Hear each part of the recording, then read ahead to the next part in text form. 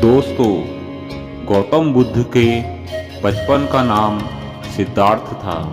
एक दिन राजकुमार सिद्धार्थ अपने चचेरे भाई देवदत्त के साथ बाग में घूमने के लिए गए। जहाँ सिद्धार्थ कोमल हृदय का बालक था, वहीं देवदत्त झगड़ालू व कठोर स्वभाव का था। सिद्धार्थ की सभी प्रशंसा करते थे, देवदत्त की प्रशंसा कोई नहीं करता था। इसलिए देवदत्त मन ही मन सिद्धार्थ से जलता था।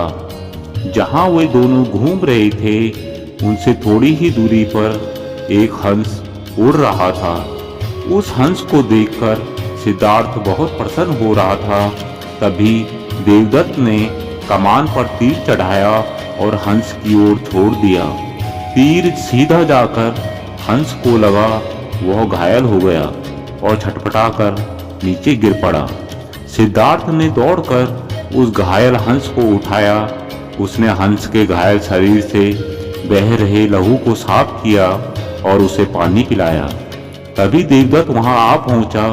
उसने क्रोध से सिद्धार्थ की ओर देखा और बोला, इस हंस को चुपचाप मुझे दे दो सिद्धार्थ, इसे मैंने तीर मारकर नीचे गिराया है। नहीं, सिद्धार्थ ने हंस की पीठ सहलाते हुए उत्तर दिया, मैं इस हंस को तुम्हें नहीं दे सकता।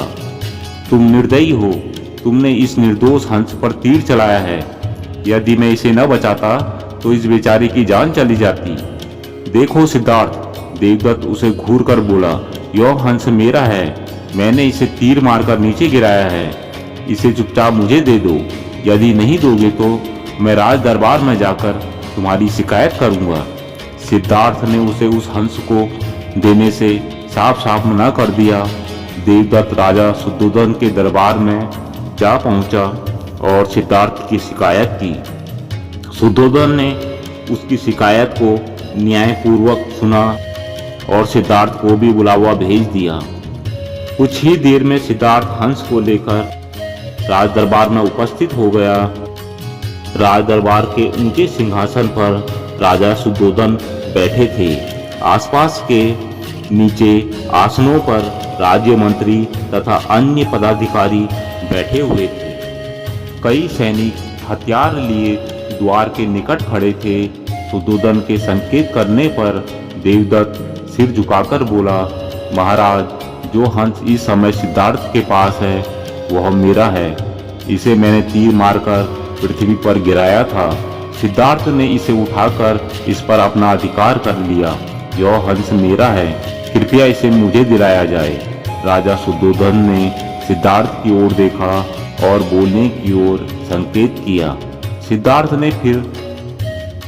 ने सिर झुकाकर शांत स्वर में कहा, महाराज, यह हंस निर्दोष है। यह बिना किसी को कोई कष्ट दिए उड़ा जा रहा था। देवदत्त ने इसे तीर मारकर घायल कर दिया। मैंने इसका उपचार किया है, इसके प्राण बचाए हैं। मैं समझता हूँ कि प्राण लेने वाले से अधिक प्राण बचाने वाले का अधिकार होता है। मैं आपसे प्रार्थना करता हूँ कि यह हंस मेरे ही पास रहने दिया जाए।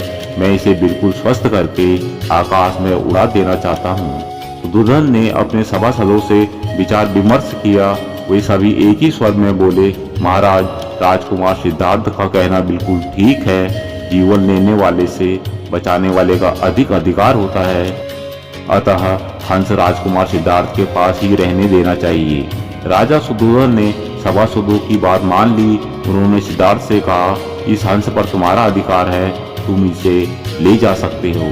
दोस्तों, कहानी से हमें सीख मिलती है कि हमें भी और इस समाज को जीवों पर दया करनी चाहिए। हमें मांसाहार की प्रवृत्ति को पूरी तरह त्याग देना चाहिए। जितना हक इस पृथ्वी पर हमारा है, उतना ही अन्य जीवों का भी है। दोस्तों, उम्मीद है कि यह स्टोरी आपको अच्छी लगी होगी। जल्द मिलेंगे अपनी नई कहानी के साथ। तब तक के लिए धन्यवाद।